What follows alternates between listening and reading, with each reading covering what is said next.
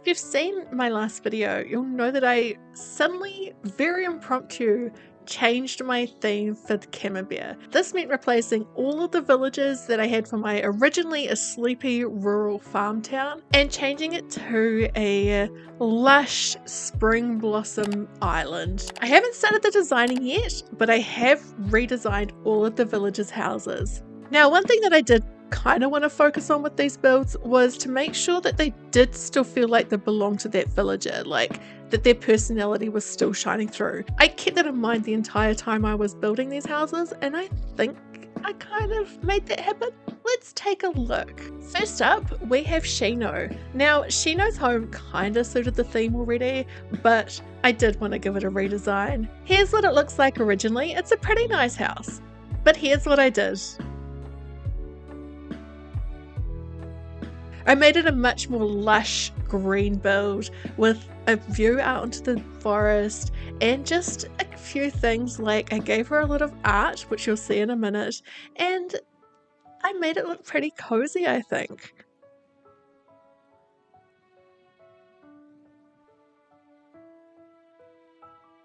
Overall, I'm really happy with this build, and I think Shino is too. Next up, we have Gladys's home. Now, this is kind of what Gladys's house looks like originally.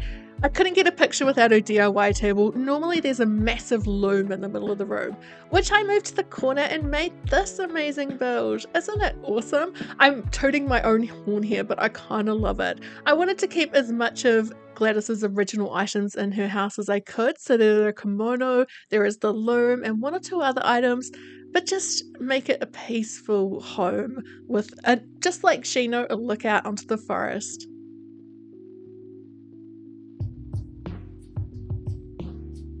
For Wart Jr.'s home, his, again, like I've said with the others, was kinda on its way to being what I wanted. I kept the same carpet, I kept one or two other things, but I just made it a bit more cozy, made it feel like it was a bit more of a home, and gave him a cute cooking space and somewhere to eat.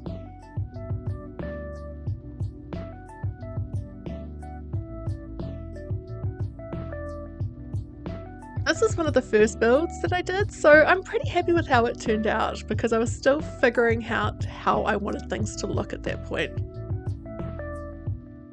And for Dobie, Dobie's house, while the exterior kind of worked already, as you can see, the interior was not what I wanted for this island. I wanted to keep as much of his like old man writer feel that I could for the home, but make it feel like he was living in the middle of a forest.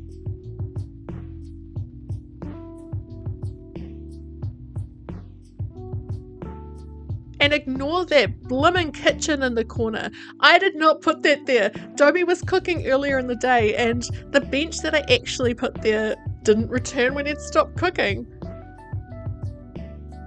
As for Clay's house, you've seen it before. I've made a whole build video for this. This is what his house looked like originally. It's an okay house, the original lazy house. Arizati particularly wasn't a fan of this owl. No. But we gave him a super cute pottery studio. I'll link this build video in the description because it is definitely worth checking out. I actually did this one a few weeks ago. Oh no, it'd be a couple of months ago now. And it was part of the original Camembert, but I thought it was perfect to keep for the Camembert 2.0. Bonbon is a peppy villager, and I think I managed to pull off quite a cute build for her. This is her original house. It's not great, is it? But this is what I did. I put a lot of cherry blossoms in. As you can see, Gladys was visiting when I went to show you the build, but just ignore whatever they're doing in the corner. I didn't want to ask. But yeah, I really love this build. I made sure it had a kind of a dark background so that the pinks and the greens and the yellows could pop. And I think it's pretty cute.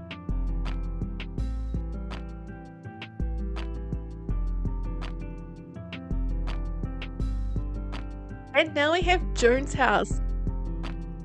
I'm not a fan of June's original home. It's not great, is it? her home when I finish is going to be on the beach somewhere, and so I wanted it to have a slightly more tropical feel than the other homes, and I think that I achieved that. And I know that there is a view out to sea in the back window, but ignore that. Physics-wise, it won't make sense because that side will be facing the island, but just ignore that.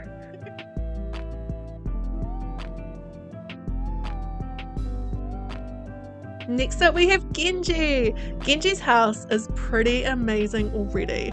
I didn't want to change it up too much because look at it, it's kind of great. I just wanted to make it feel a little bit more like a home, and I think I achieved that.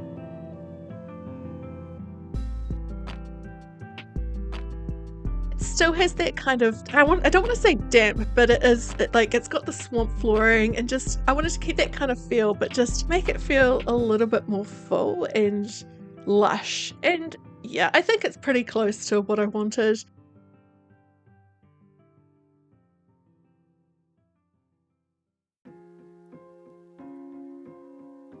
And for the next house we have Melba. Now Melba's original home is kind of alright already. It's pretty cute, it's okay, but it didn't really fit the theme we were going for. So I tried to make this house feel as much like Melba still as possible, but to make it feel like that it was in the spring forest that we're going to have. I think it's kind of cute. I do think I'm going to have to put this house kind of close to June's near the beach because it does have a slightly more beachy feel than a lot of the others, but I really like it.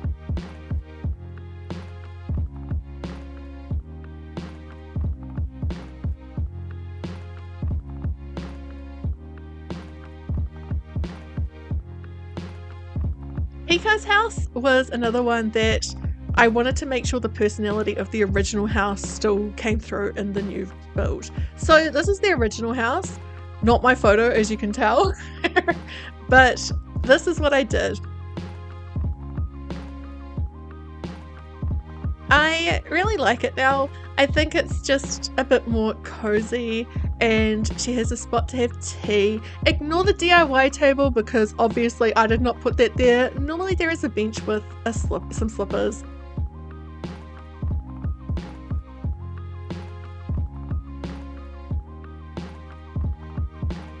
I hope you really liked all of those builds. Which one was your favourite?